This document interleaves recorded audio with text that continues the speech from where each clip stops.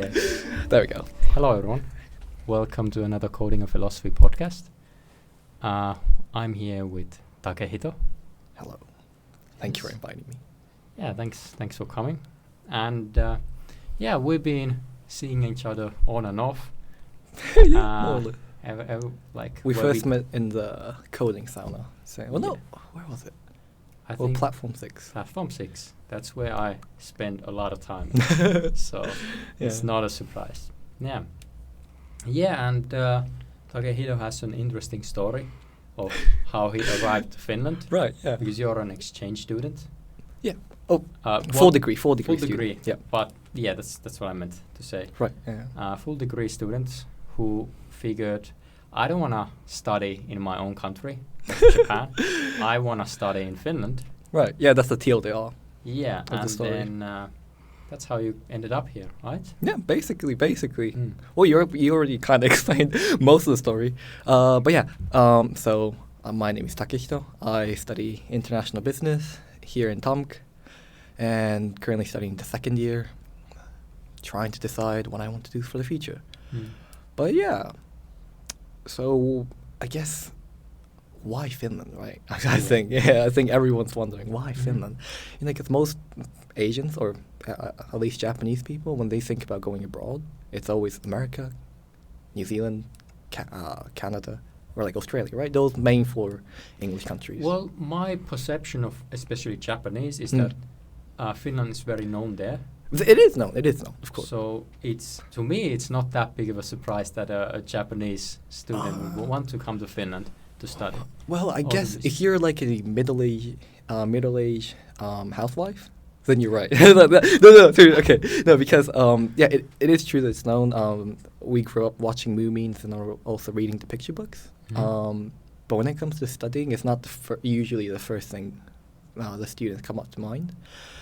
But for me, it was the middle school experience where my local Lions Club. So it's like a organization with basically the successful people in that area for my town as well, kind of gather up and do something really cool. So for example, they build like benches or host like a football match, and they also do these like exchange programs within the country. So Japan also had like some slots for individual cities.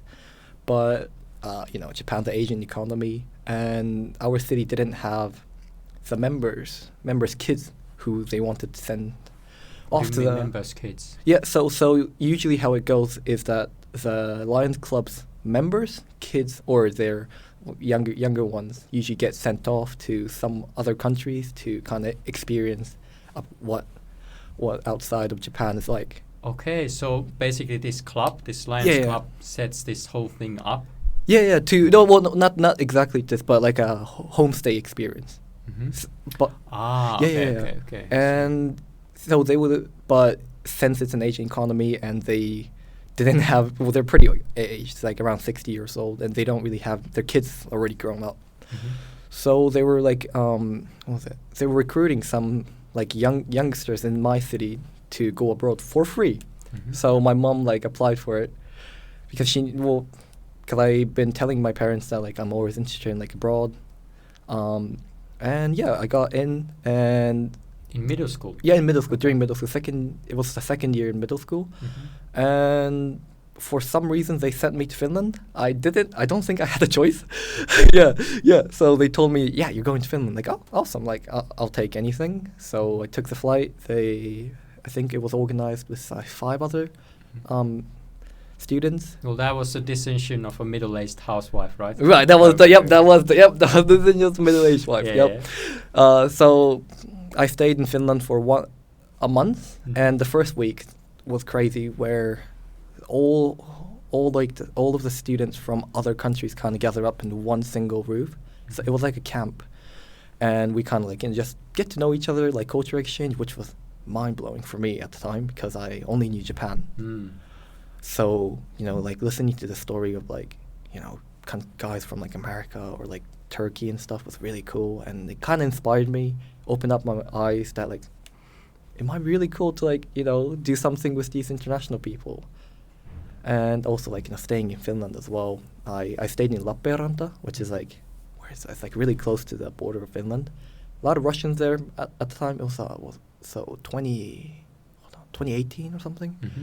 Really peaceful, elderly homes. They took care of me really well. Mm-hmm. And yeah, I kind of fall in love with the countries and nature and everything. And I was planning on taking this international baccalaureate program for high school. What? But yeah, the international baccalaureate program. It's like it's like this international. I think it's a European standards Mm-hmm. where you study in English and you get a standardized degree wherever you are in Europe, Mm-hmm. or Japan or everywhere else. But I think it's a European standard because the UK have another one. So I was thinking about taking that course for high school, but I later noticed that you have to be over 18 to stay in Finland alone, and I didn't have anyone who would like sponsor me and things. So I actually searched like other ways to actually like stay in Finland a bit longer, and I found out about this organization called YFU, where it's like they support high schoolers to go to exchange for 1 year, and that was, how was it? Second year in high school, where I learned about that organization. So I also applied to that. I was actually really late on that because their application ends on August. And I applied around, I think, end of July, and I was like the final students to apply. But again, my mom, like I think she worked really hard to kind of like work my way in with the organization, like head of the organization. They happen to live really close to where we live. So we took the exam. They actually organized a exam room just for me, Okay. which was really nice. I guess my mom, I don't know what she's done, but I'm sure she, sent like loads of emails, like, really pushing it. Mm.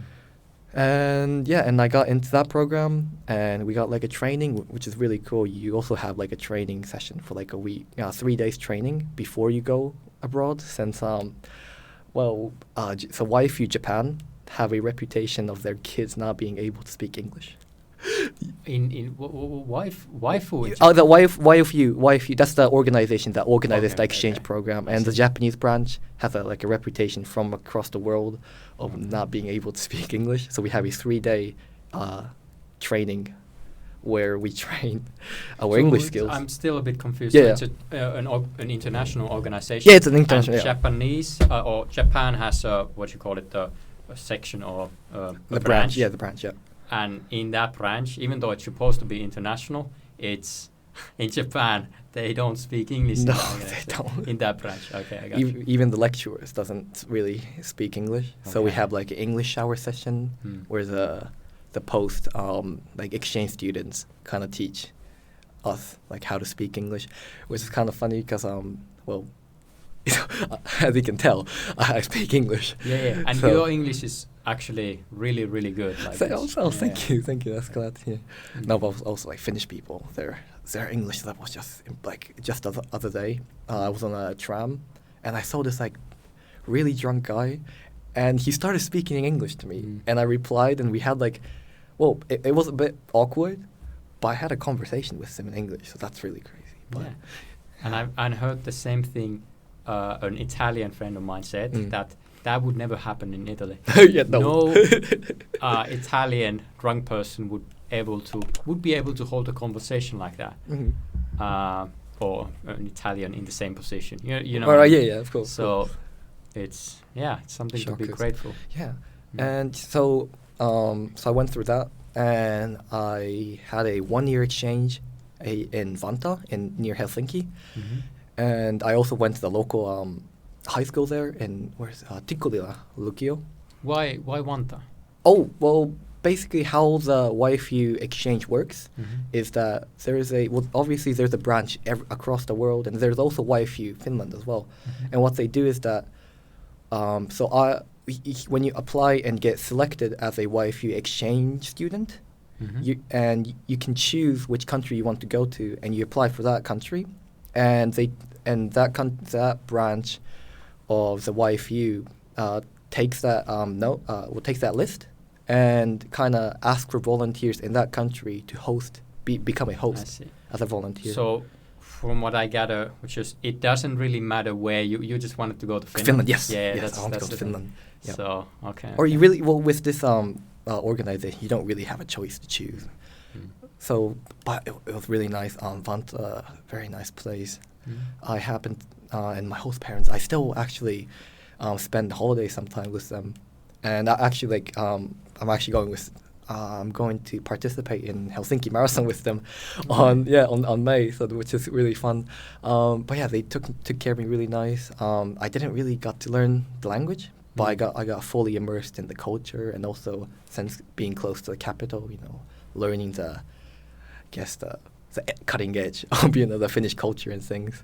Yeah, I think the capital has a lot of history. Yeah, but I wanted to ask you. Mm-hmm. You did you explain like your background, how Right, did you end yeah. up here? But have you analyzed about like why did you what was the spark that caused you to want to live abroad and to go abroad to study? I guess that comes from my really young experience of living in America.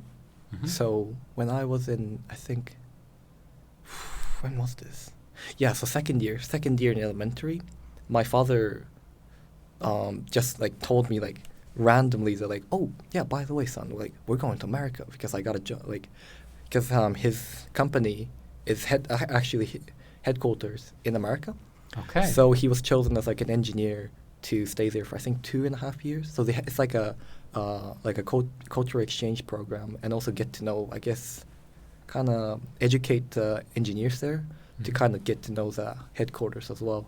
So we lived in the west coast of Washington for 2.5 years, and that was right in my puberty. So I kind of spent entire puberty in America, and that's where I kind of learned how to speak the basic conversational English. Mm-hmm.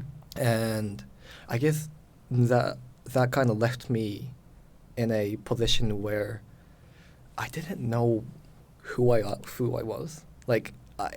I am Japanese, right? I'm a Japanese national. I have my passport. I fully kind of immersed in the culture as well. But I guess deep inside, I'm hanging between the West and Japan. It's same situation with second generation Japanese, where they have identity crisis. I'm not to that point, but really close. Okay. Yeah. Okay. So, you don't really feel like you. Do you feel like you belong in Japan? No, I don't think so. Or do you feel this? Do you feel like you belong in the West? That's a good question, actually. I think I feel slightly more comfortable here, especially in Finland. I don't think in America, but here in Finland, I think it's a really good middle ground where they have the Japanese similar value to Japan culturally, and also nationally, but also not too lean on not too not westernized, but how Americans you hear on the lift, you start talking, or you sit outside on the bus, they start talking. You don't really do that here. And I think the balance is perfect here in Finland, at least in my opinion. So maybe that's why I feel way more comfortable, because I actually had the chance to go back to Japan for the winter holiday, and it was fun. The food was great, really nice to see my parents, but there was this weird something really uncomfortable that I couldn't really explain. And when I came back, first thing I landed in the Helsinki airport, I was I don't know, some weight on my shoulder just left off. One thing which I've noticed just seeing you around casually is that I think a lot of people who move to Finland, they find a group of who are from where they are from, and then they spend their time with that group, and it's I always look at it, it's kind of sad, because you're not really integrating into society. You're not it's not beneficial to you, it's not beneficial to the country. But with you, I've never seen you with or you don't, your main group isn't a Japanese no. like group, but you hang around with other internationals, Right. and Finnish people as well. I Right. would Yeah, say. yeah, they're But very cool. Finnish people, it's tough because, well, I think it's tough to get to know them.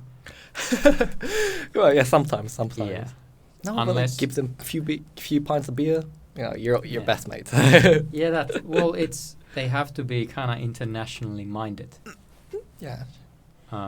So, and I think that's no matter what country you go into, you're always gonna have, let's call it the majority. I would say the majority they like to stick with their own kind in a way. Obviously, yeah. Obviously, yeah, and there's nothing wrong with that. Of course, But then you have those people who I would consider myself as one of them, because I'm really interested in other cultures Right. Yeah. and in other ways of doing things, because I already know how they do it in Finland, right?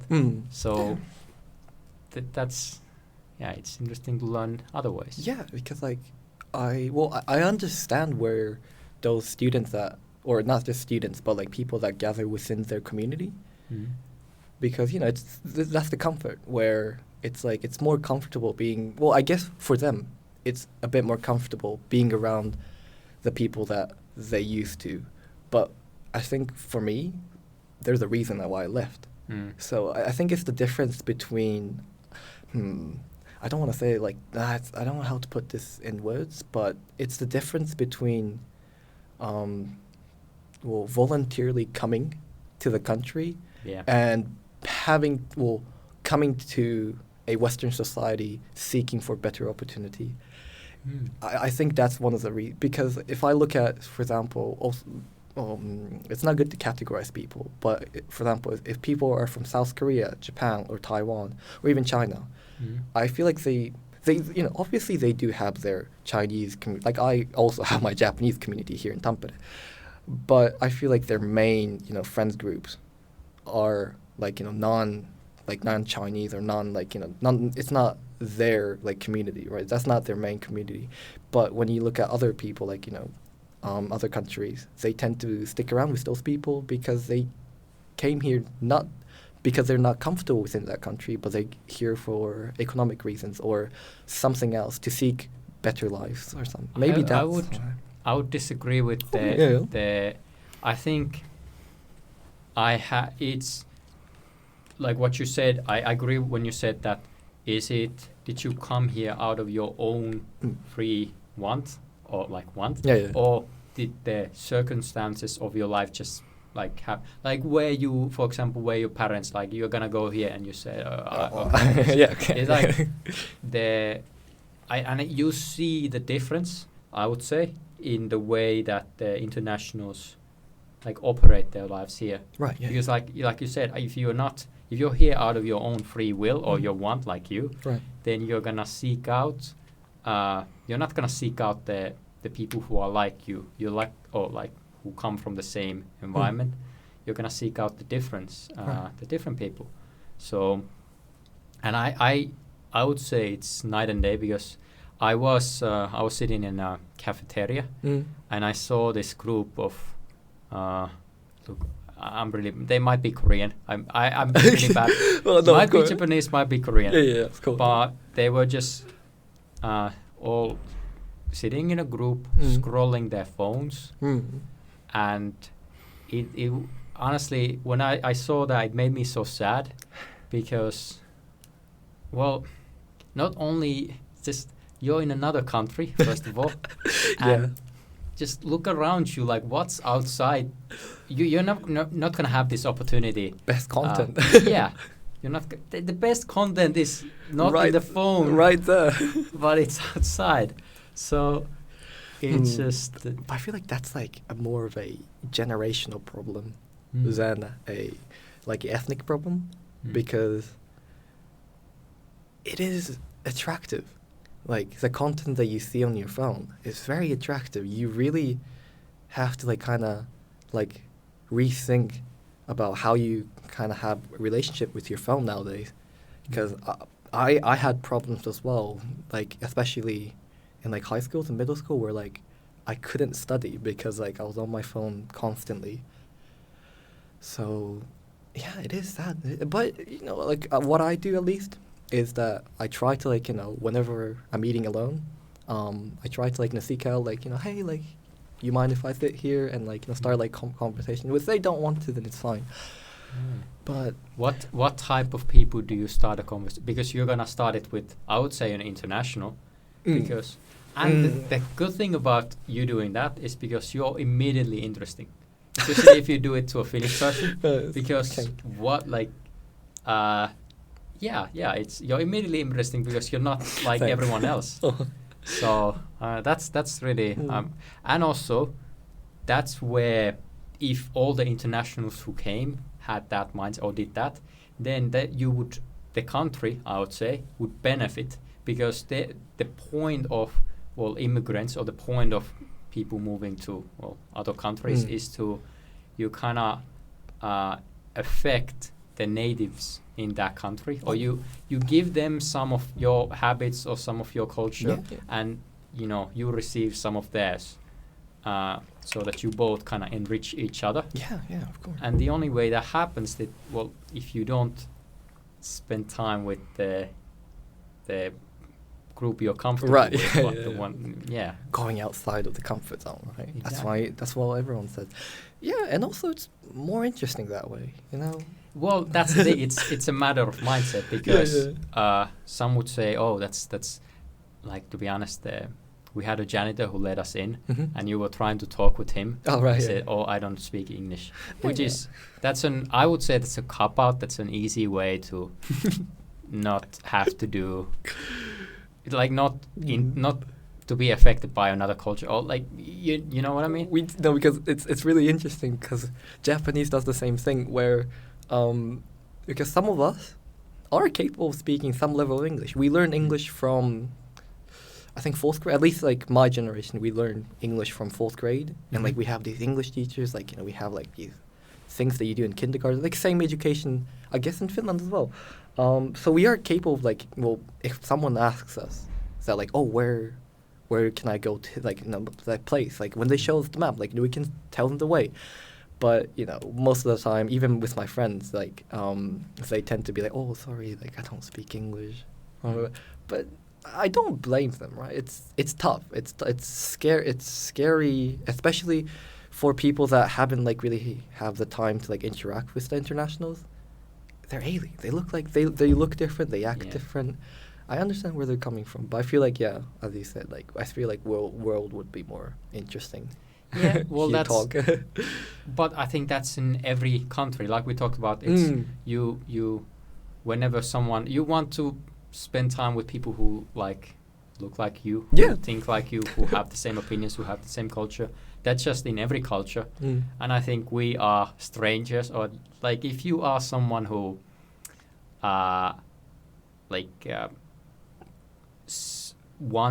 seeks out and has this curious mind of like other cultures, you're already, I don't want to say better, but you're already like in the minority, because most people don't think like that, I would say, in any country. But that's how you get valuable. Like that's how you create like your own brand, basically. Because if everyone, I think the world should head in a way where everyone's like interested in each other, and we all can like kind of get the best part of each culture and kind of understand each other. But it is tough, because even for me, right, I do have some people where I have hard time like understanding where they're coming from, especially if you come from like Southeast Asia, for example. They tend to kind of talk over you, and it's really tough sometimes to be do like a group work with them, but you can easily blame them for like doing that and like get really annoyed by it. But if you understand where they're coming from, where their culture results around having so many people, the cities are crammed, and you kind of have to talk over each other in order to just to tell them, hey, I exist, right? Yeah, I've noticed the same thing. It's the thing that causes us to be annoyed at other people, oftentimes internationals, is we don't understand them, right? Yeah, yeah. And and rather than try to understand them, we just kind of they're just, I don't want to work. Yeah. And you blame them. But I think all of our like problems with other people come down to, well, lack of communication or lack of understanding. Yeah. So it's, yeah. But it's tough, right? Because it's kind of impossible for us to understand everything, right? So you kind of have to, like, at least I try to, like, kind of be open-minded. And whenever, like, people look uncomfortable or doesn't really, like, understand where my opinion is coming from, I try to, like, explain to them, because most of the time people just don't know. And I also want people to, like, kind of correct me as well, because most of the time it's lack of communication where you have, like, the conflict and stuff. So we all kind of have to change the mindset where, like, it's okay to be annoyed. It's just that, when you do, it's best when you voice things out and try to communicate. That's communication. That's true. But I would also say you have to accept the reality is this. There are just some people in this world who won't change their minds, who just, they are, and I've noticed the best thing to do is just ignore them and don't try to distance yourself, because there's a lot of, let's say, people you shouldn't be spending your time with. Oh, absolutely. And there's the best antidote for that is just, well, and actually that's something going back to the what causes a person to move to another country, or like why does that, how does that mindset develop? Because to be honest, I currently have that mind. I want to move out of, well, Tampere, and maybe to another place. And I've tried to figure out why do I have this mentality. And one thing which I have, maybe this is a realization that I want things to be different constantly. I want, in a way, I want constant change. I want constant chaos. I want all this in my life. The challenge in life, right? Yeah. And whenever I feel that that's not happening, that the environment is not changing rapidly enough for me, then that causes me to want to move. Yeah. Because that's, if the environment is not doing it, I'm going to do it. I feel like that's not, I wouldn't say everyone, but it's more like our human nature, where if we didn't think like that, where if we were like a entity where we wanted to stay and have comfort, I don't think we would have evolved I don't think we would have had anything like this, right? So I think it's like our natural sense where we do say that we seek for, like, stable income, like settle. But I feel like in, like, our natural sense, we want not chaos, but we want constant change and some sort of, like, because not all stress are bad, right? I think we kind of want some stress and some sort of a challenge in our lives in order to just be healthy as well. Yeah. Maybe that's where you come. Well, at least I feel. Completely understand. Yeah. I mean, agree. And I think also, what we want and what I want is I want to embrace, let's call it chaos, or this like uncertainty, and make it certain. Make it into something that is structured. Make it into something that, makes sense now. And once I do that, I want to do it again. So that's. It's like a nice cycle, It's like there's a bad cycle, but there's another good one, You feel like you've done something.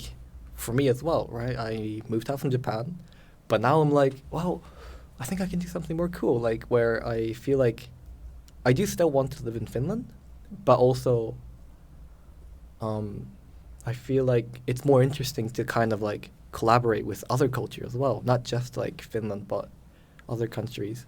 So that's why I'm actually going to exchange next year. Okay. I'm actually going to exchange. Well, our degree have this program where in your third year you can go to, well, partner universities, and they happen to have a double degree program where you can go to these 3 schools, I think Germany, France, and UK, and you just go there for 1 year and you get their degree as well, which is really cool. So that'll be interesting.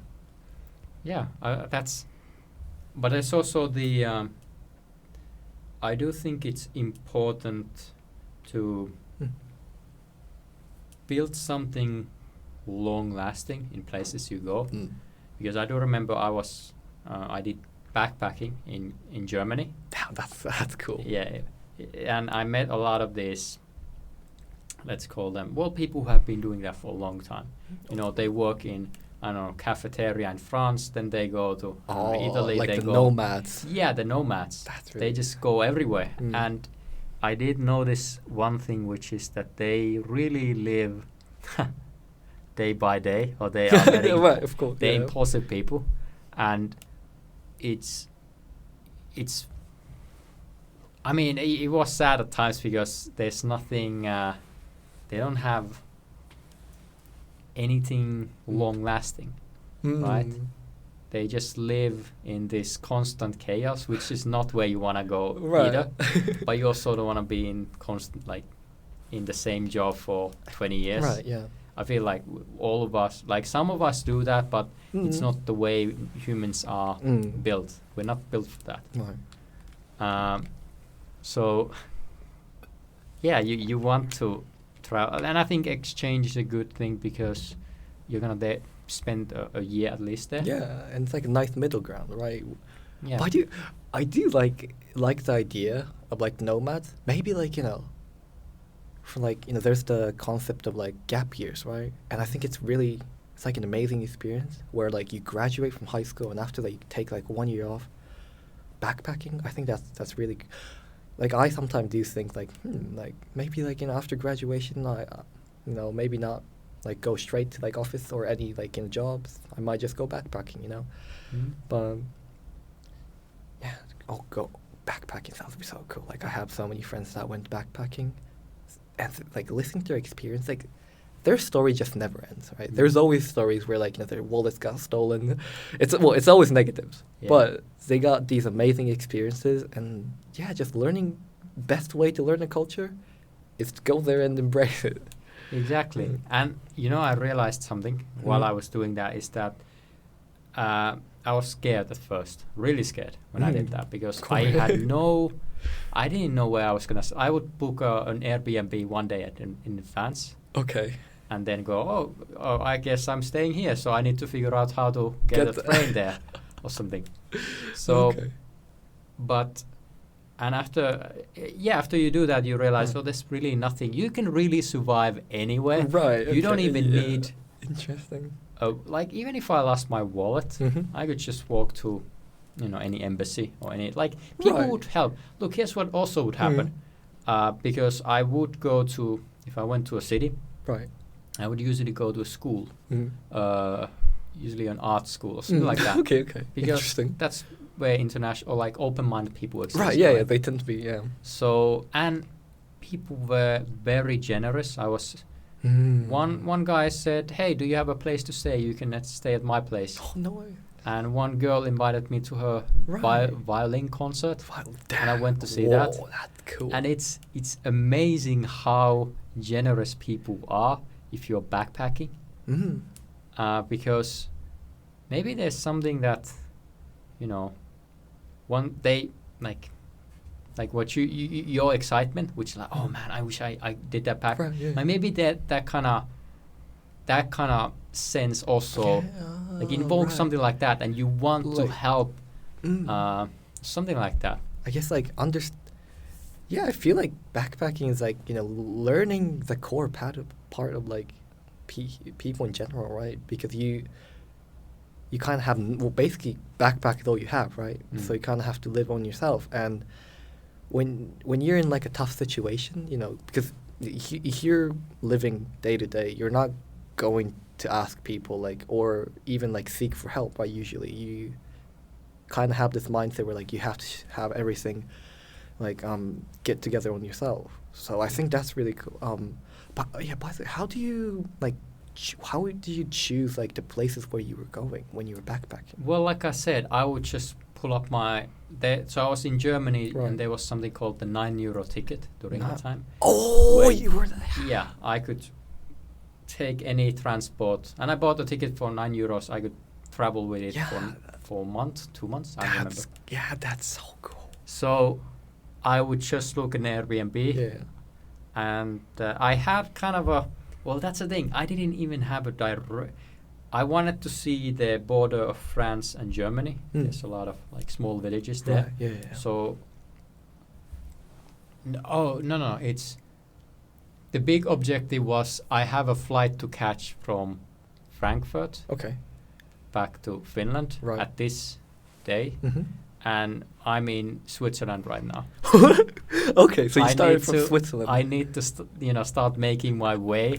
Okay, that right. place. So you did have an objection. Yeah, I had that that was like the. Yeah, the Main final goal. goal, right? But then I was like, okay, where do I want to go? Mm.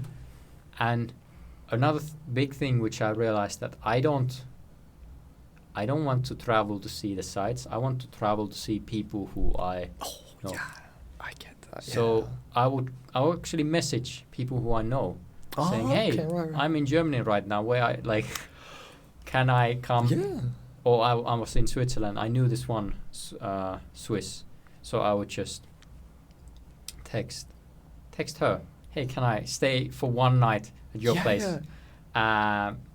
So, yeah, and I definitely want to do it again in Asia. Oh, hoping I actually. bet. Yeah. So I have a plan of doing the same in Vietnam. Oh, that would be really fun. Taking a boat to Malaysia, taking a boat to Korea, Right. taking a boat to Japan. Yeah. So that would be really. That must be really fun. it was, and I highly recommend that you do it. It's scary at first, Of course, yeah. but I've done 2 of those trips now, Okay. and yeah, if you just embrace the chaos in a way, Right. it's Interesting. really fun. Okay. Oh yeah, but I actually want to go back to like what we were discussing, where since we're we both kind of eager to like move out of our comfort zone and like change places. But what do you think what we have is, because if when we change places, the people that we hang out changes, every environment changes. But do you think we still have something that's core that we still keep regardless of where we go, what culture we're in? Do you think we have that? I think, yeah. Well, we all have our. There's degrees to. Like, okay, going back to those backpackers who I met who don't live anywhere, but I still, you have your beliefs, something you believe in, and they don't really change. And these are like the core. Like, okay, do you believe a God exists? What type of God? I know, but Right. like I think that's something that. But so it's like something religious, you think? It doesn't have to be. But like that's not even because I sometimes think, oh God. Well, no. I do think God exists, but what type of a God? Because have you seen there's a Fight Club, or like there's a whole theory that God is actually evil, and God, that's why He created this so much painful. But then there's also the theory, God is good and He's trying to test us, like. No, right. But I still my base belief is that God exists, and that's not. I don't think that has ever changed in my life. Right. So there are some like core things that define you. Okay, interesting. Because I'm an atheist, so because religion I understand, right? Because you can see mosques everywhere, you can see churches everywhere as well, everywhere in the world. So it's essential as like, well, not, I wouldn't say essential, but it's like we can have a common understanding regardless of the culture. At least some people would agree, right?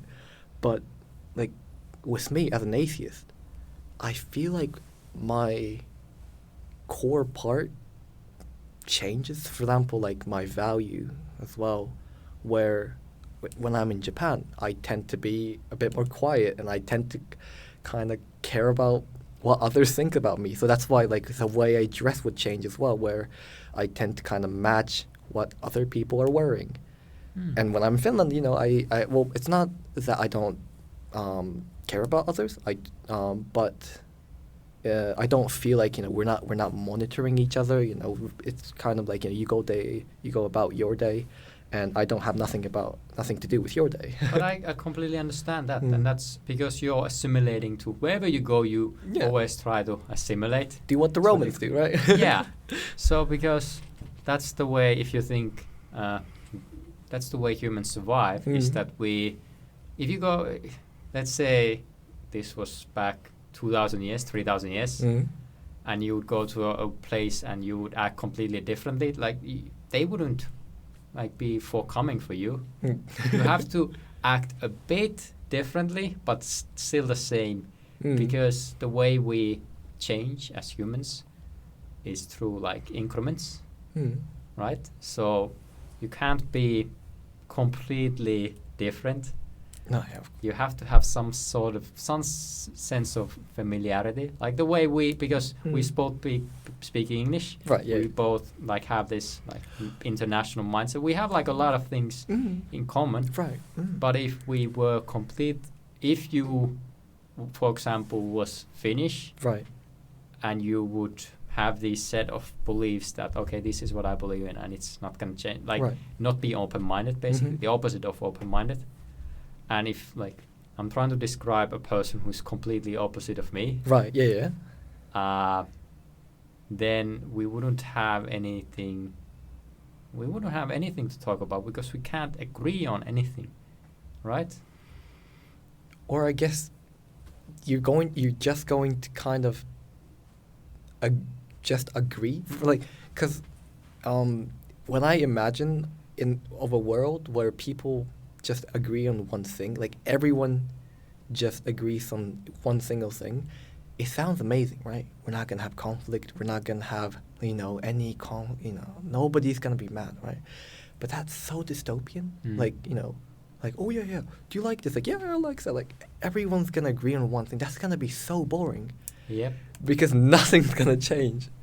And it's okay, so there's a biblical story called the Tower of Babel. Oh, right, yeah. Which is basically, okay, all of humanity started to, like a big group of people started to walk on this tower that was going to reach the heavens. Yeah, the gods. And then, well, God saw this and was like, I don't think so. So he created language. And, well, my interpretation is that, look, you can't have one belief. That's why we need all these different religions. We need atheists, we need Christians, we need Jews, like all this. Yeah. And also, because if you have a single line of thinking, you're gonna be weak, right? You want to be kind of diversify. Like that's the word. It's same thing. It's like, you know, if you have a financial portfolio, you're not just going to invest in one stock. You're going to have different industries and different companies, right? Exactly. And your outcome will be better. Yeah. So, and that's the way, well, it works in nature as well. Yeah, survival. Yeah. So when I think evolution, I'm not a biologist. Right, no. Here's what I'm going to say, here's how evolution works. As a non-biologist? Yeah, as a non-expert. Well, I have a microphone, so that makes me an expert. Right. So here's how it works, is that you have organisms, which are kind of the same. Right. And then there's a mutation. Okay. Something that's organism that's a bit different. And then it's found out that, okay, that organism actually, because of that small change, it's actually thriving. Yeah. So then that, like all the other organisms start to like imitate because that organism, the changed one, mutated one, gets to reproduce more. Right. Yeah. And because naturally it's gonna laugh. Exactly. So, and I think humans, at the end of the day, we are just those organisms. We are like, even though we have a lot of complexity, we can't change. We haven't, and we won't change our biology. Yeah. So I find there's a lot of, when thinking about how to live and when thinking about your life and guidance and what stuff, like I think studying biology is a good way, because you get a good lot way of like good way to get some philosophy, I would say. Interesting. Okay. So like the core part. Yeah, the core part, which is that we, for example, the change part, like that's the way, like it's constantly changing, right? Yeah. Mutations happen or Right. evolution. So why would you as a human live against nature? Why would you live working the same job right, in the same country for your entire, like that's not, you're not, it's going against biology. Yeah, you're going against biology. Right. Okay. So that's what I mean, like kind of looking at biology and trying to live, in harmony with right, it. Yeah. That's a really interesting way to kind of like get to the core part about humans, because I never looked at biology that way. I don't think I was never interested or like really got into it, because I guess I wasn't met with the same teacher. But what I kind of like saw recently was I started reading this. Do you know Werner Heisenberg?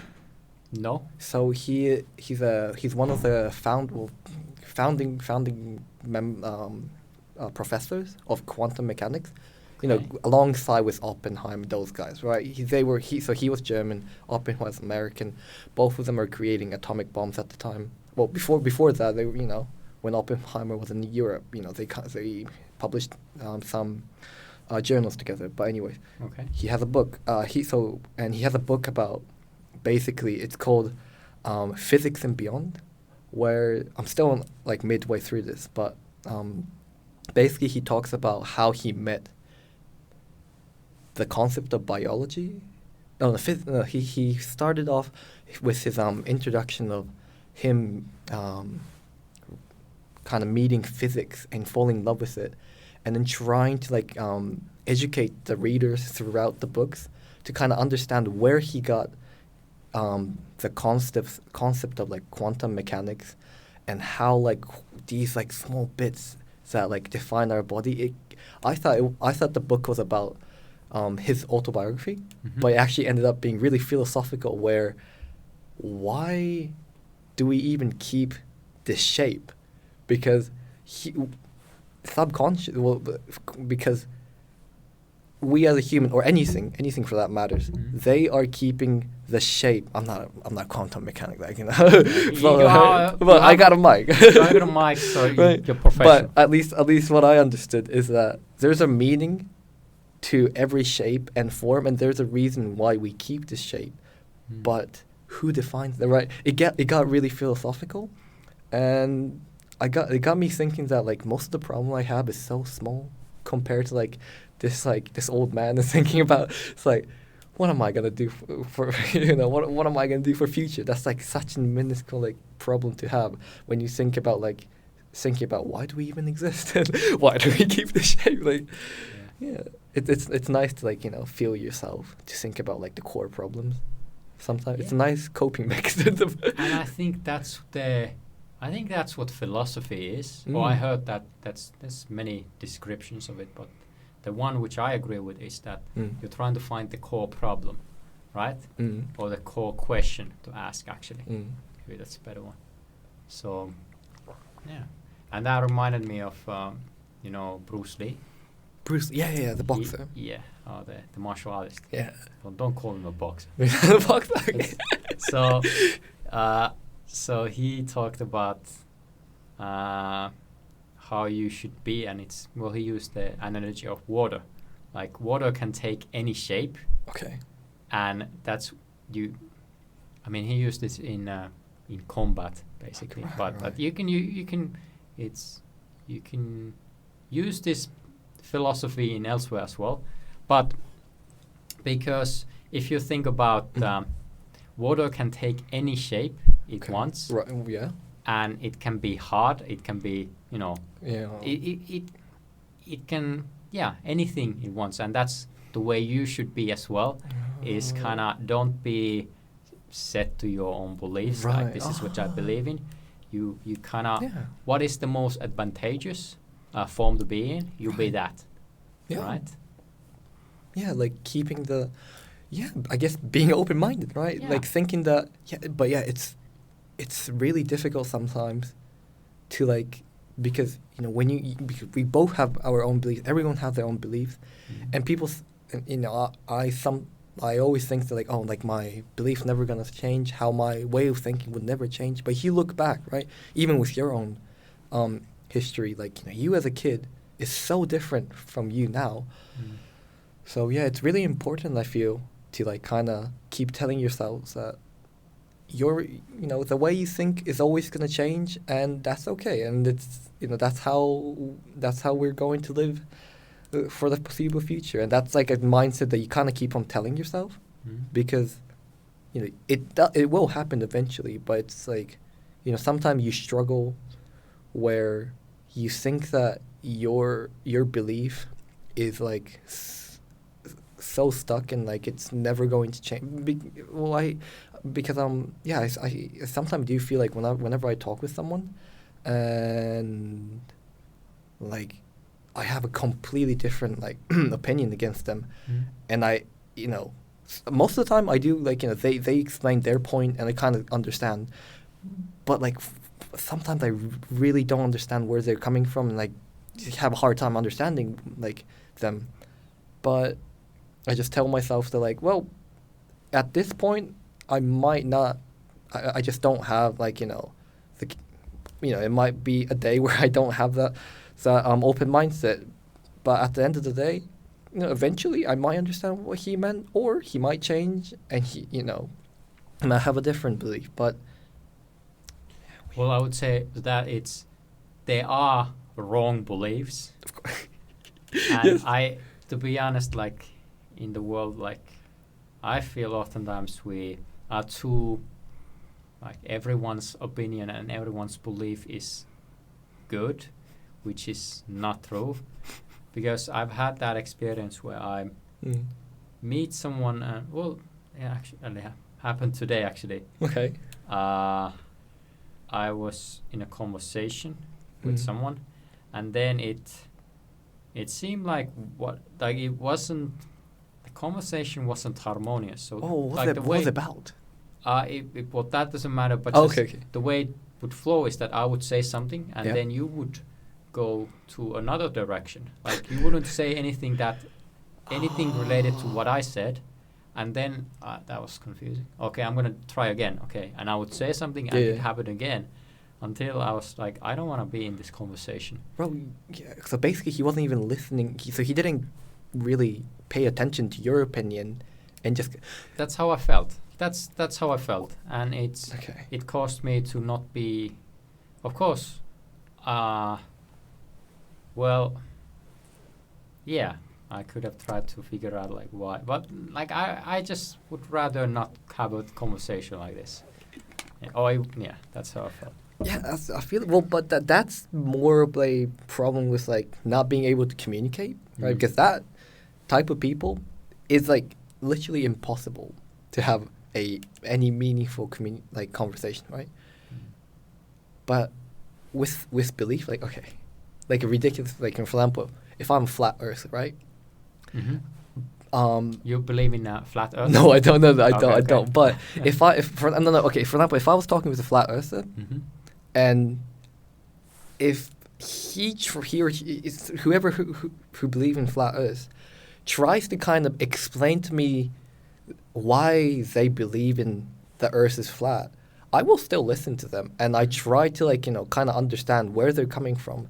I feel like to me, any belief is welcome in my books, but as long as it's like the person is capable of like having a conversation, right? Because in your case it wasn't like that's very true, and you put it like I'm open to any belief as long as you're able to articulate it and kind of communicate. Yeah, communicate. But also and that's something which I have noticed is crazy beliefs. Like crazy is what crazy does, or what it's saying is that if you have like these crazy beliefs, that also means you have difficulty communicating them, and then you know, I would say you're kind of a lost I don't want to interact with you personally, but I actually want people who have crazy beliefs but are very, you know, articulate with them, or like can explain them clearly, because wow, like what a conversation. Yeah, exactly. Yeah, and I do think, look, I'm gonna be honest, I do think that most things that society or like teaches you, they're completely wrong. Okay, interesting. I think when you know, in Matrix, as you know, right. Well, we're Matrix right now. It's like we like, for example, look, I don't know how many times I've heard that you should go to school to be successful, or like it's okay, right, yeah. For example, it's so far. Like I know so many. Like right now, I have been in the entrepreneurial community here in Tampere. Okay, and I remember one time, this was when I first came there, I was embarrassed that I didn't have a degree in anything. And then we were sitting in a table, there were a bunch of entrepreneurs, and I said that, I don't actually have a degree, and I was embarrassed. And everyone in that table said, oh, I don't have one either. Who cares? Right, okay. So what do you think that having, like, degree isn't really, like, meaningful? Like, or do you think it's, like, it's kind of, like, taking a long way of, like, if you wanted to be successful? I think, look, and I also use who's the guy? The Apple guy. Apple guy? Steve Jobs. He doesn't have a degree. I think he quit school as well. Yeah, right, he quit, yeah. But I think, look, school is really good for finding the opportunity. Once you find that opportunity, then, like, it's not, it doesn't make sense to, like, you have this great opportunity, or do you want to pick school? I think I'm going to be honest, if you graduate, I mean, you know, sometimes it happens that you just happen to graduate and you didn't land that opportunity while you were in school. Okay. But I see a lot of people graduating and they go, okay, now I'm ready, or I gotta find the opportunity. Okay, right. Okay. I go like, oh my god, like no, you were supposed to do it while you were in school, studying, seeking that opportunity, and like that's another way where I feel like it's warped the way people look at it. It's like school is a platform for you to find the opportunity. It's not you do the school then you go find it. You know, you do it at the same time. Right.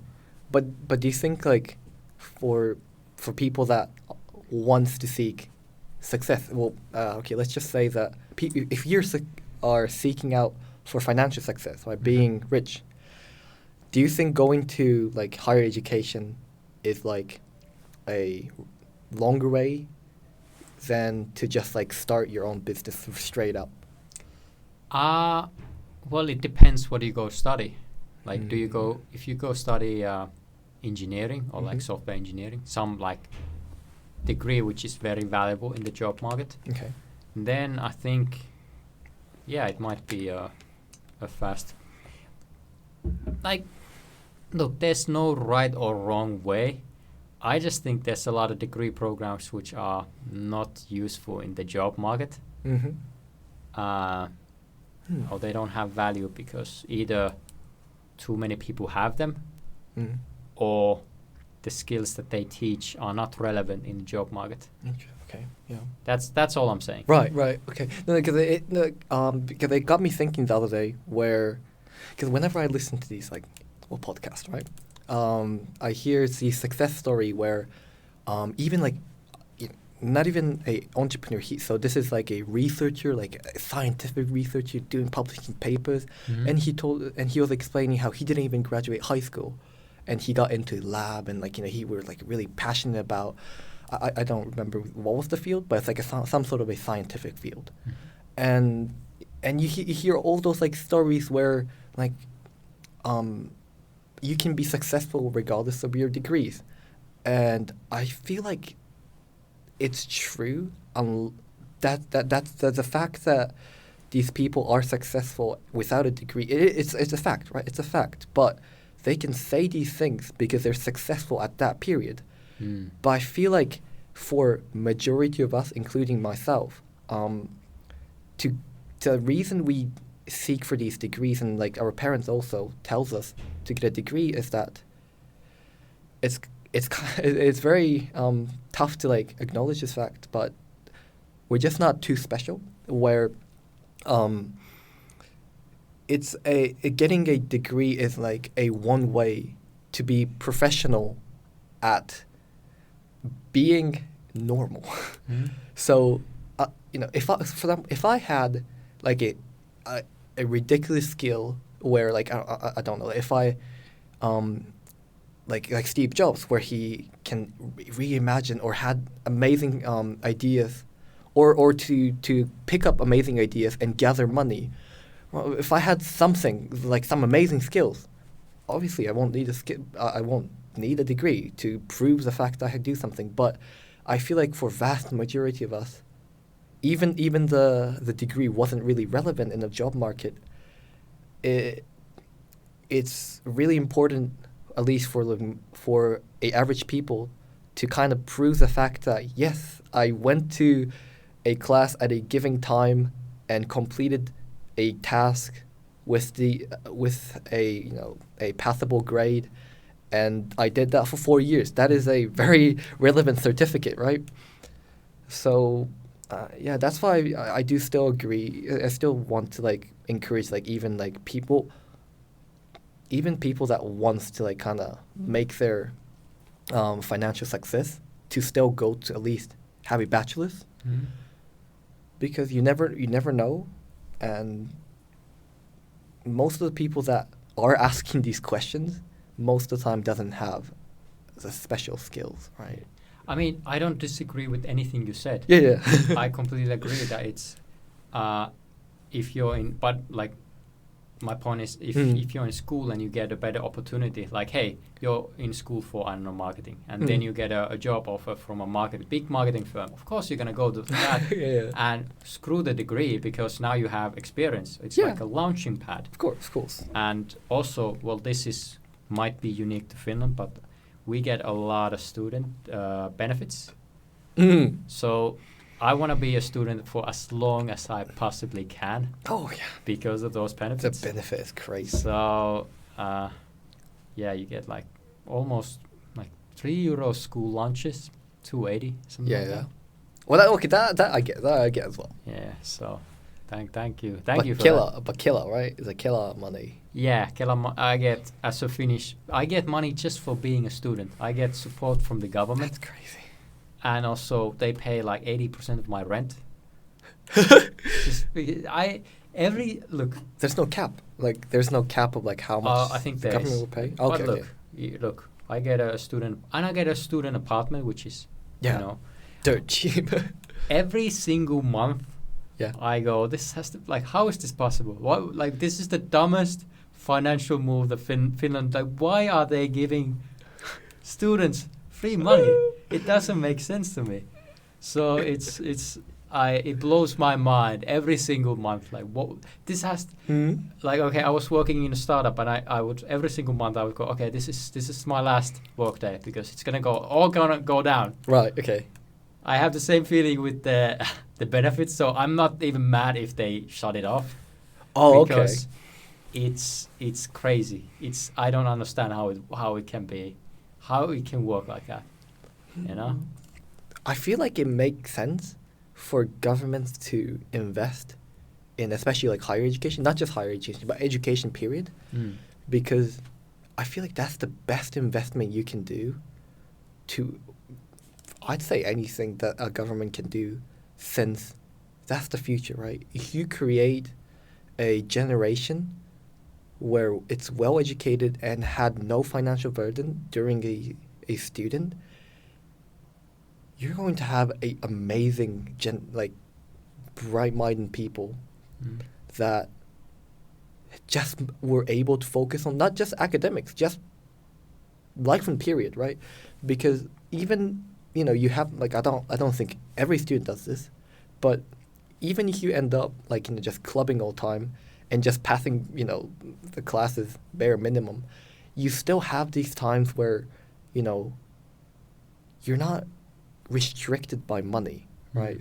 You have the financial freedom to do anything, and you don't have to be anything. Like, well, okay, you do have the role of a student, but you don't have to have a role to kind of like do anything. And I feel like that's such an amazing like things to do as a government, because even in Japan, we don't.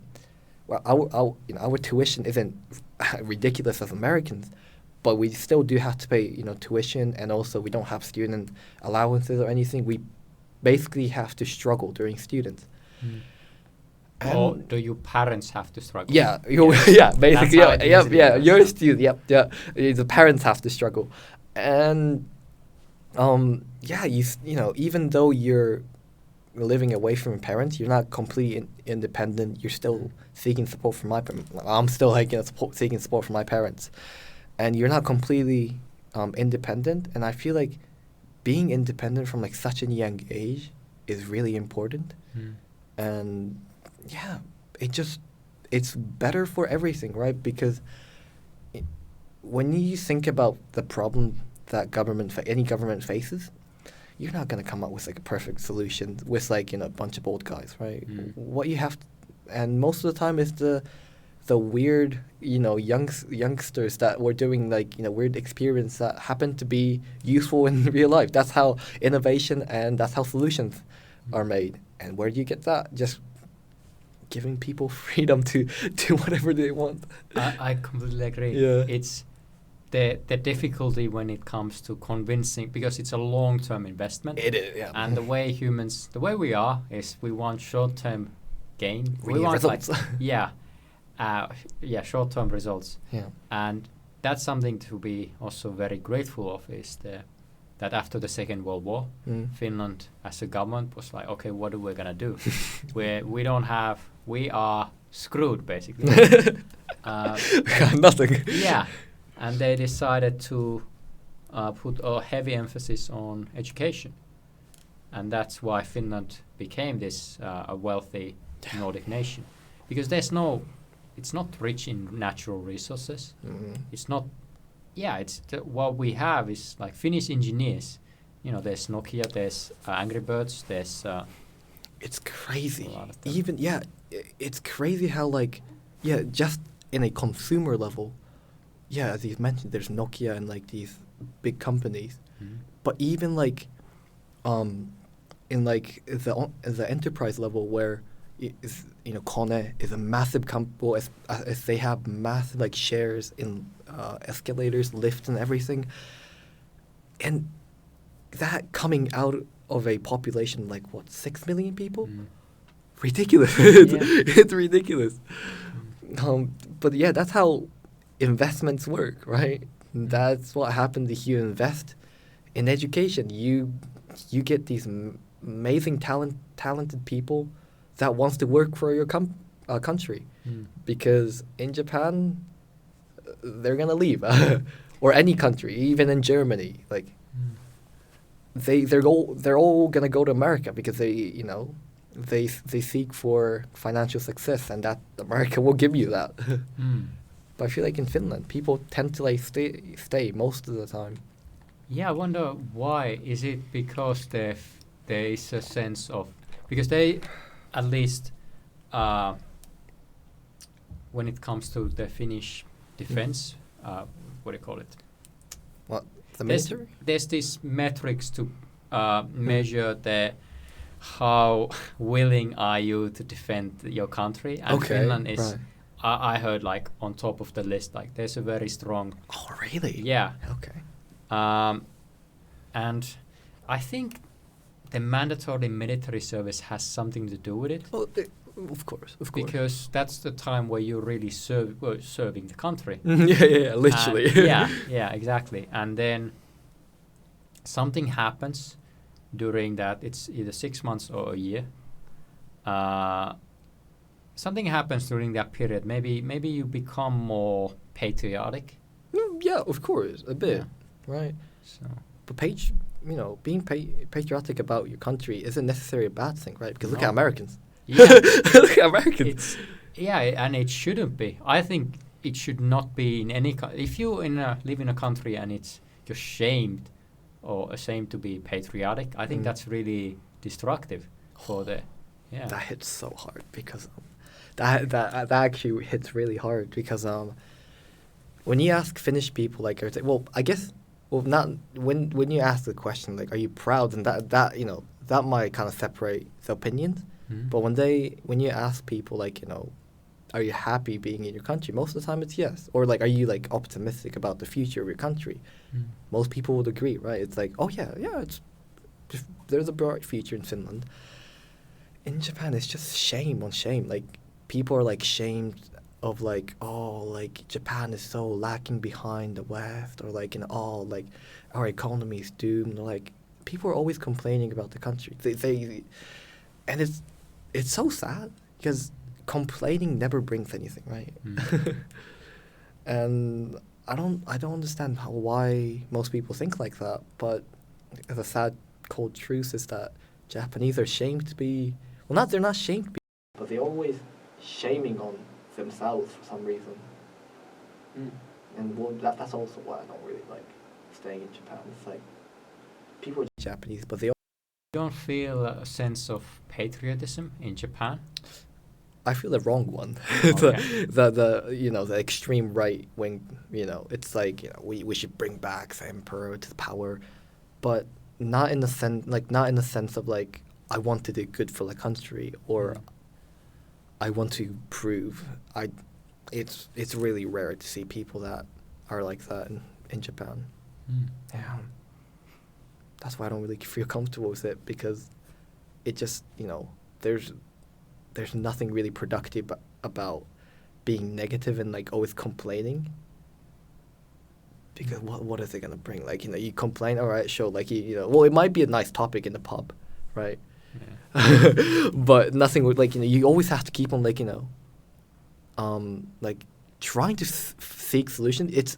It's okay to be negative, right? But just complaining is like just I feel like it's a waste of time. You always have to just do something, right? Yeah, and I also feel, well, the answer is gratitude, because if I look at Japan objectively, it's one of the richest nations in the world. Yeah. Like it is, yeah. In Asia at least, one of the richest, safest country with a huge population, which is just, how can you have such a big population with such police have nothing to do?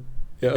So it's just, yeah, it has a lot of that's my extent of knowledge about Japan, but that's like, my point is there's a lot to be grateful for, and I think ungratefulness is a worldwide plague, especially in the developed nations. Oh yeah, it's not so much in developing nations. Having drinkable water from a tap, yeah, ridiculous. There's only 50 countries in the world out of 200 where you can do that. Yeah. Oh, having even hot water. Hot water, yeah. That's a luxury. It is a luxury. And yeah, that's how if you spend a lot of time in the online world, which is what we do in the developed countries, you have to understand that that's also like just having an online connection. It's a privilege, and it's not something that is, there's a lot of people without it. Like no wonder people are depressed, right? Because when you're like, well, I never experienced it, right? But like, imagine like you having to work like 10 hours per day just to feed your family, right? Paycheck to paycheck, no electricity.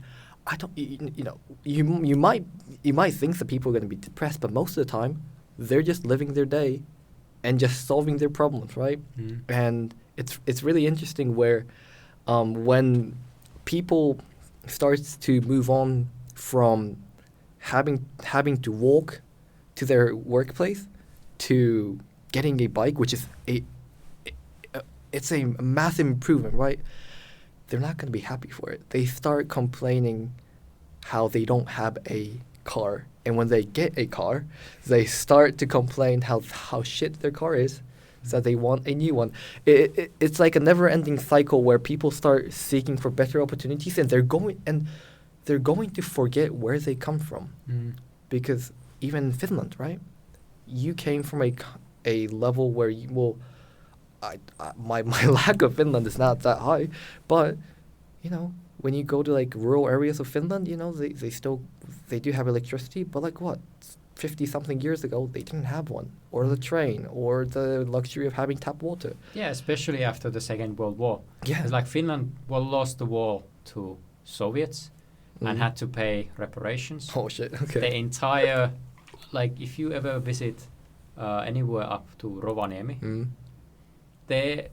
all the buildings are, there's no old buildings there. They are at least like, because it was razed to the ground by the Germans. So right, yeah. the only thing, there might be some churches which are like older than the Second World War, but everything else was built after it. Right. Or the Winter War, as we call it in Finland. So it's, yeah, you're absolutely right. It's like, especially the Second World War, Finland had nothing, and it's very easy to forget that. And I think, like I was talking about, biology is a good way to kind of get the core. core. But also studying history is a good way to become more grateful of what you have, because that's where you start to really think, oh wow, that this is hype, like, you know, all that we have now is paid with it. We paid a heavy price for everything. Let's put it that way. Right. And you know, thinking the reason I and you are able to be here because, or at least in this state, because my ancestors fought in the Second World War. Yeah. Which is... You protected your country. Yeah, protected the country, or protected Finland. And it's something that is, I think about if there was a call for me to go to war and to put myself into that, that position. Man, it's tough to say, like, would I be... yeah. Wait, would you... Okay, hypothetically... When if you had to go to war, would you? That's something I think about. Why? Like, is the question? Because why you have to go? Or I mean that what is the war for? Like, if it was the Second World War, where that Soviets basically wanted to conquer or like annex Finland, then I would want to say yes.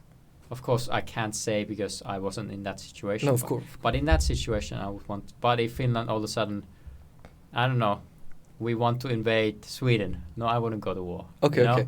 But, okay, so, but if you were getting invaded, then you... Okay. No, because, like, for me, okay, maybe it's because I left... Well, not... I still have, like, a really deep connection with my home country, right? But if Japan goes to war, like regardless of like their offense or defense, I don't gonna go back to Japan. I guess I'm selfish in that sense where I don't see the value of risking my life to do anything because I feel like it's patriotism.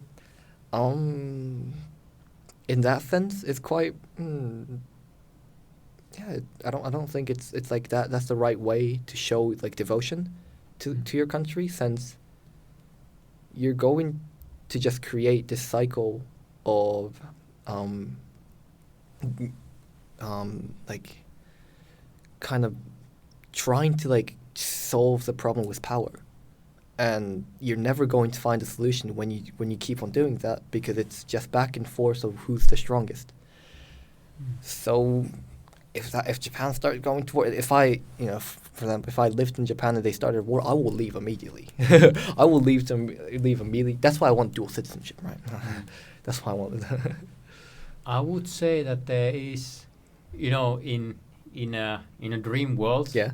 there wouldn't be people who start wars. But like the thing is, at least this is the way I view history, is that Stalin was a mass murderer basically, and Stalin was a good guy, and Stalin wanted Finland. So it's you always throughout history you're always gonna get let's call them bad guys, villains. And the way, just like in life, look, I believe in, to be honest, I don't know if I believe in turning the other cheek. Okay. There is a concept of, and in my mind, is retribution. Right. And also, you have to, in order to protect what you have, protect what you find valuable, you have to, be willing to fight for it, I would say. I guess it's right. Yeah. I guess if you want to protect something you truly believe in, and if I had to fight for it, I don't think. I guess it's the way you think, like difference between way of thinking. But to me, if I had to fight for what I believe in, I'm just gonna throw that like belief out of my window, because I feel like it's so much effort to protect. Well, it's always easier to just go with whatever the majority agrees, and also that's how society functions, right?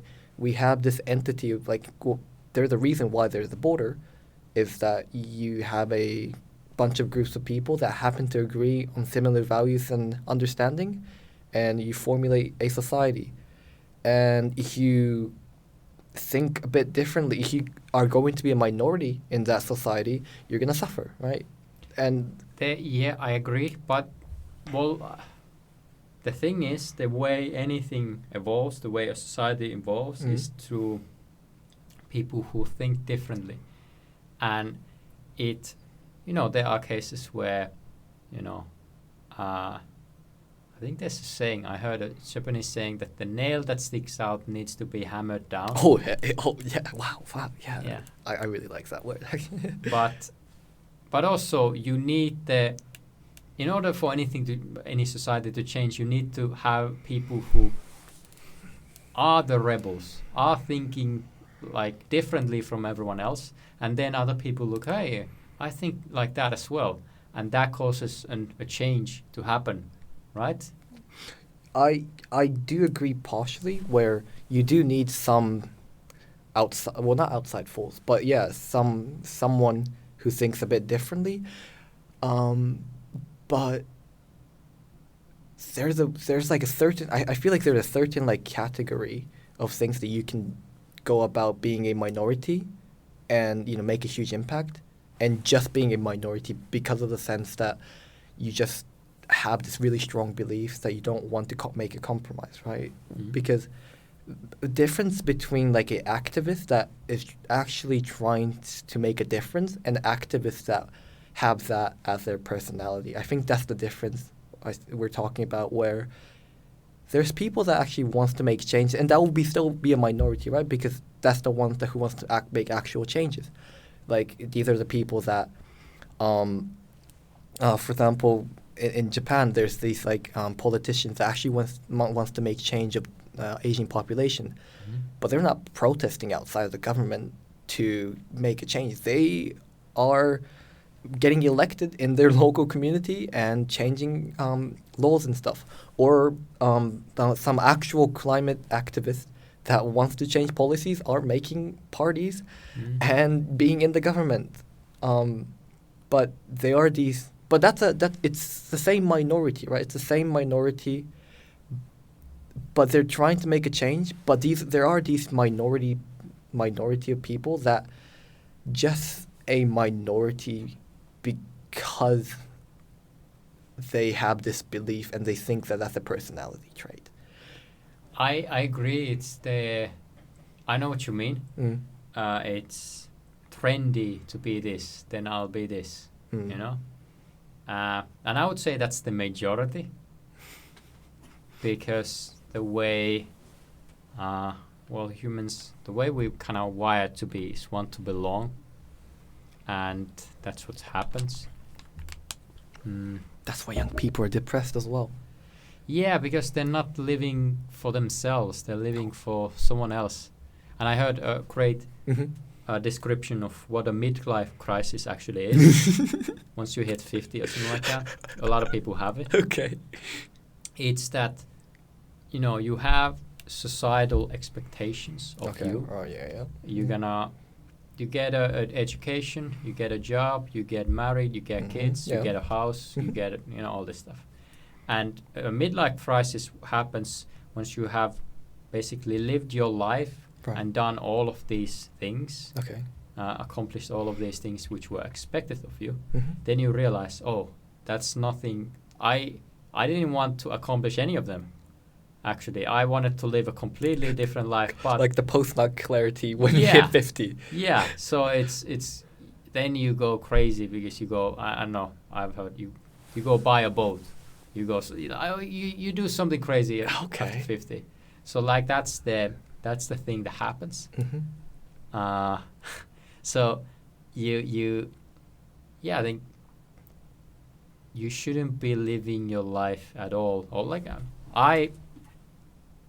don't live someone else's life. Yeah, right? Exactly. And your parents are gonna, by nature, by design, they're gonna want certain things for you, and you should be rejecting that, I feel, to a certain point, unless that's what you want. Yeah. But be very think through, is that what I want? And that kind of, so I'm really into religions and beliefs. And I do remember when I walk the streets, there's sometimes these Mormons who I run into and talk to. Right. If you know Mormons, who they try to, they have a hardcore Christian. Yeah, they try to convert you to their religion. Right. The good ones are the ones who don't have this, I want to convert. They just want to have a conversation. Right, I don't mind anyone who has that mindset. Hey, but if I sense that, this person is trying to convert me, I immediately reject them. But anyway, so I was having a conversation with one. I think he was barely 18, and he came here on a mission to basically do this, which is try to go on the Finnish. He was from Colorado, came here. Wow. And is on the streets. Dedications. Yeah, but the thing is this. Yeah. I was talking to him about Mormonism. Right. And I was explaining to him who Joseph Smith was, who Porter Rockwell, who are big characters. Right. I once listened to a podcast. I don't even know about Mormonism that much. I listened to one podcast and I saw a South Park episode about Mormonism. That's the extent of my knowledge. Oh, yeah, same, yeah. But still, I was telling him about the history of his religion or what he believes in. And and the thing is, but look, when you're that age, you've been basically born into that religion. You haven't had you don't even know why you believe in that thing that you believe in. You believe in it, yeah. Yeah. Oh, right. So I'm guessing his parent was also. Yeah. Okay, that's just That's one thing that disturbs me with religion is that. I guess it's quite similar to telling your kids how they should behave, because religion in a way is your lifestyle, right? My parents also have a lifestyle that they taught me, but it's just that with religious people, they when, for example, most of the Arabic family, if your parent is Muslim, the kid will be Muslim, right? The kids does not have a choice, and I'm sure the kids is fine with that, right? Because they're born with it. That's their norm. But isn't that really? Because kids, when they born, they're basically nothing, right? It's a white canvas, and for the parents to kind of tell them that that's the stuff that they have to believe in, and it is the norm, is just a bit disturbing to me, because if they if they chose, it's okay to tell them that this religion exists, but also for them to have a choice of, like, what I don't want to bring up any, like, like the sexual orientations, but if it's just that giving the kids a choice is really important, and you don't really see that most, like, a hardcore religious family tend to not really give to the kids, which is a bit disturbing. I agree with the point that it's, but I see it exactly the same as a parent trying to tell the kid, you're gonna go study here or you should work here. It's the same thing basically. And I do think I think if you are a real Mormon, for example, in my book, is someone who maybe they were born in a Mormon family, but then they went out and traveled the world, learned about different religions, and then still kind of kept their beliefs. Right. Yeah. Then definitely I would say that's a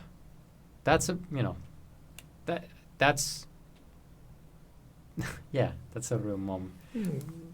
But also I could say that I can say these things because I'm an atheist, right? I was born in an atheist family, but if I would have born as a Christian or a Jew or a Muslim or Buddhist, I wouldn't think the other way, where why don't you believe in religion, right? So I guess I can say this because I am atheist, and I just happen to not be, like, surrounded with, like, any religious people.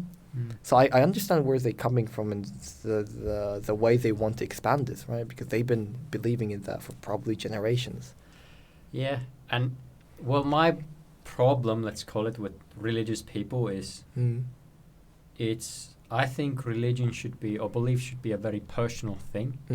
And the way you, like, if you have this set of beliefs and it works for you, that's amazing. That's great. But don't think that it's going to work for everyone, and it shouldn't work for everyone, because you want other type of thinkers as well.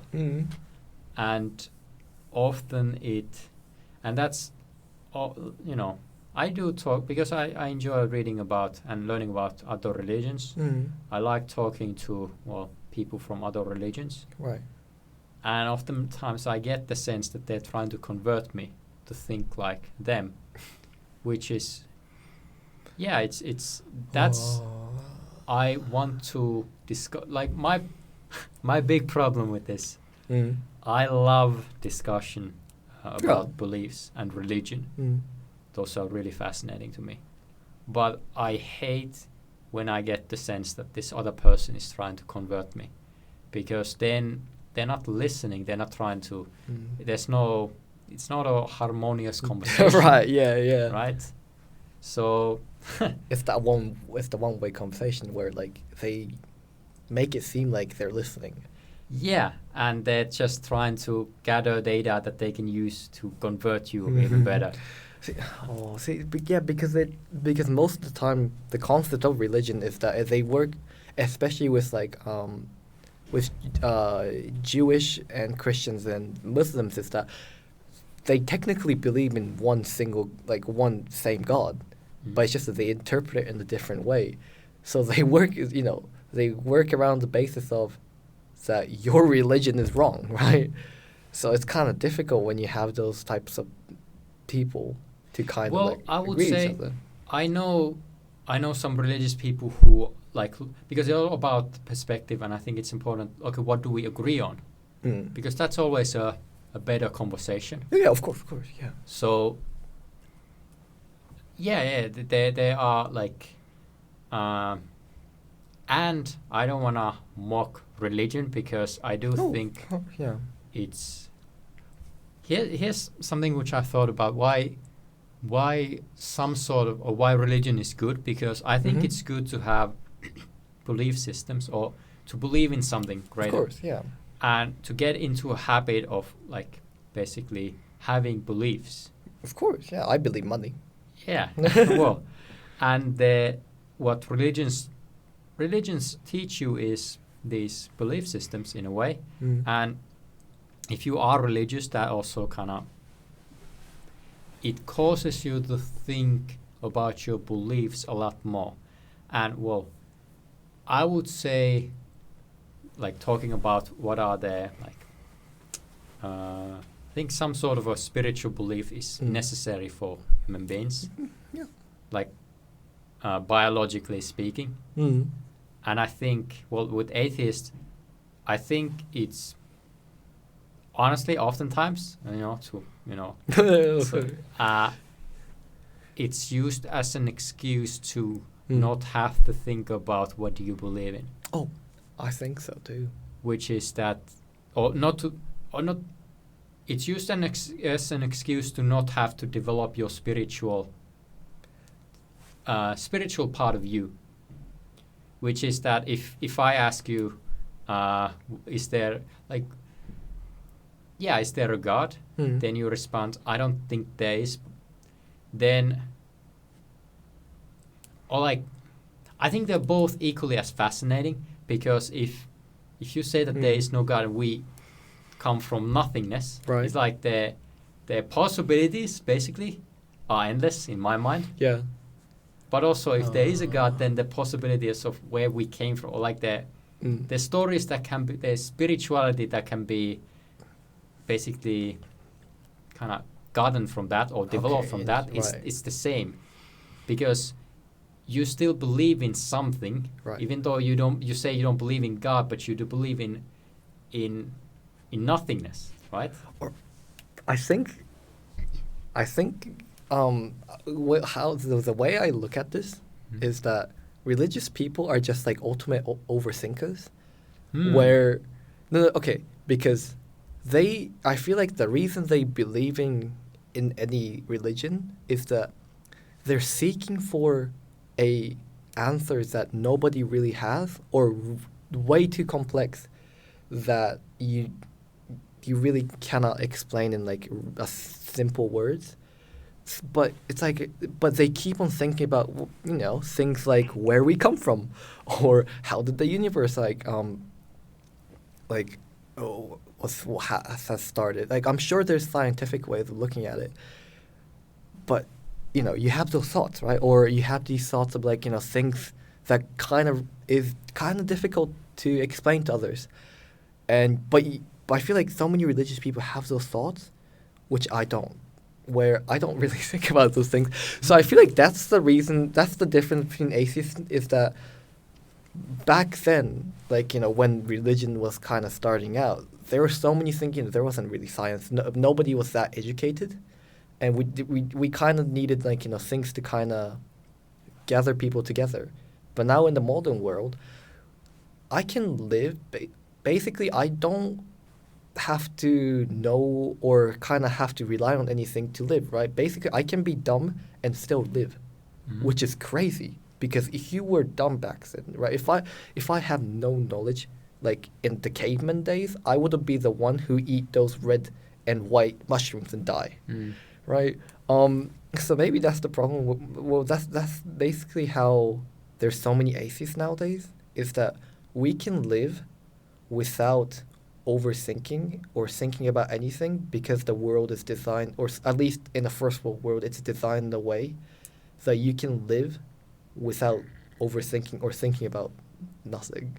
But for a religious people, they got so much things in their mind. It might be generational, but they have so many things going on in their mind, and they just are trying to seek for answers. And one of them happened to be religion. I would my take on this is that what we have nowadays is a lot of distractions. We have our phones, we have the TV, we have everything. And well, if you think about the time when the Bible, for example, was written, they had no distractions. They basically had a lot of time to think about things. And what you do when you start thinking about things, I think you do start thinking about, where do we originate from? How, what, and what's the purpose of life, and stuff like that, which is you know, in my mind, it's if we had less restrictions, or if we just like distracted ourselves less, let's put it that way, we would have a lot. The spiritual part of ourselves would develop. And I'm not. Look, there were atheists back then as well. Of course. And but they still developed a sense of spirituality, right? If you ask them, why do we why does that tree exist there? They would have an interesting answer. Or like, why do you exist? They would have like they have thought about these things, right? Yeah. Yeah. They just had too much time on their hand. But also, I think religion back then played a role of a guide to not like have struggle in life. So for example, in Mormon or like hardcore Christians, they don't allow sex before marriage, right? And now we have condoms and things to kind of protect ourselves. But back then they have nothing, right? So they would have had a higher survival rate. You don't, have intercourse before marriage, right? Or, most of the religions, they have this thing where before you go to church, clean your hands, or, they have this background story of like, oh yeah, no, you need to clean out your bodies before you get into church. But I feel like the moral story is cleanliness, right? Like, you have to wash your hands. Or in Muslim where you can have multiple wives.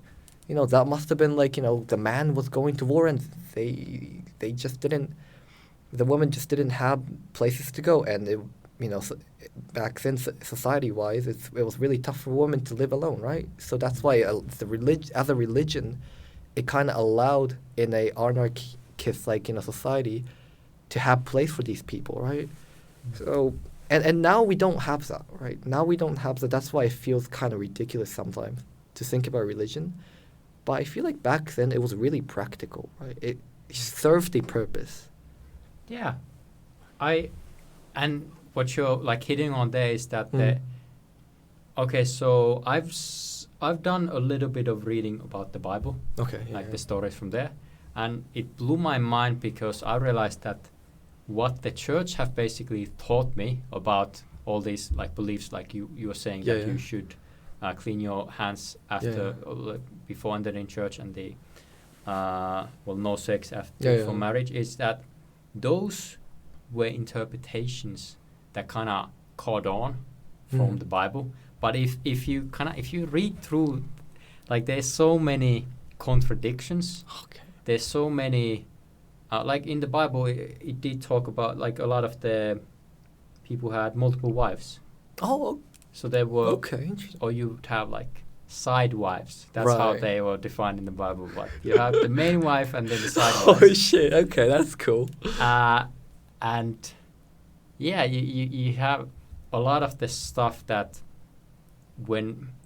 it's interpretation, and that's why, like, going back, why I think religion should be a personal thing, or you should read through the Bible and make your own interpretations of all the stories, because that's what they are. They're stories which you can interpret things, and you can interpret whatever you basically want from them.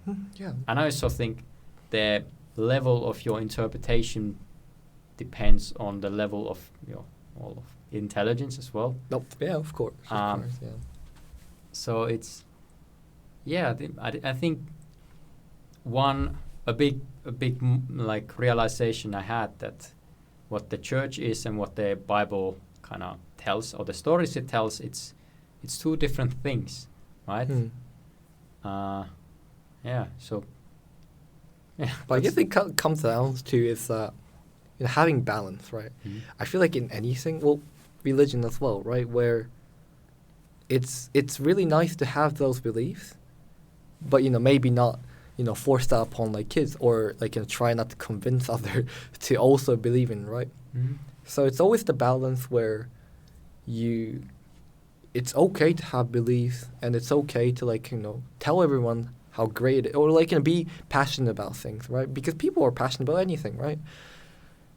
So it's always the balance where like if you go over what the people are kind of expected from you, you know, it gets a bit uncomfortable, or people start to kind of get, you know, collect hatred against something, right?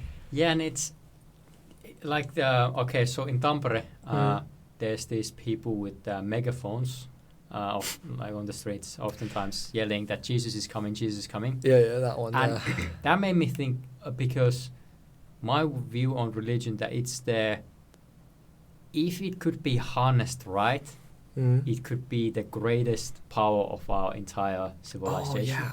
Meaning that I just think with religions is that you have the same objective. Like you have just different ways of doing it. You have different ways. You do different habits, stuff like that. And well, what often happens when two like different people of different religions meet is that there's a conflict, which, I mean, history has taught us that. Yeah, of course. But if you could just, you know, like the Tower of Babel story, if you read it in a way where, oh yeah, we actually need all these different beliefs, and that's really good, and you try to find the common ground, and you understand, okay, we just have different methods but the same like objective in a way, right? Then, because look, what causes a person to, you know, be on the streets yelling Jesus is coming on a megaphone? Like the power of like what causes you to do that, like there's something. I'm guessing they're not getting paid as well, right? What causes a person to kill for their religion, right? Yeah. Like, I think the power that is that religion can have, it's enormous. Or not even really, but beliefs. Not trying to just box it in, but beliefs can have so much power if they're used right. You know, if they're used right. But also, you know, especially throughout history, you see all these religious wars, and it's a shame, you know. No, of course. It's a never-ending, you know, conflict, right? It's still happening. Yeah. I think we've always that was really that's a crazy tangent. You know, we went from like where I came from and how we talked religions. But I think it was really fun. You know what I think the best conversations are, where you don't even. I didn't look at the clock once. We always talking for almost 2 hours. That's crazy. So, yeah, thanks so much, Takehito. No, thank you for inviting me. It was really fun. Yeah, definitely. Have a fun time editing this one. Yeah. Well, I think maybe 2 parts. Well, let's see. Definitely. But yeah, thanks for joining us for another episode, and see you next time. See you next time.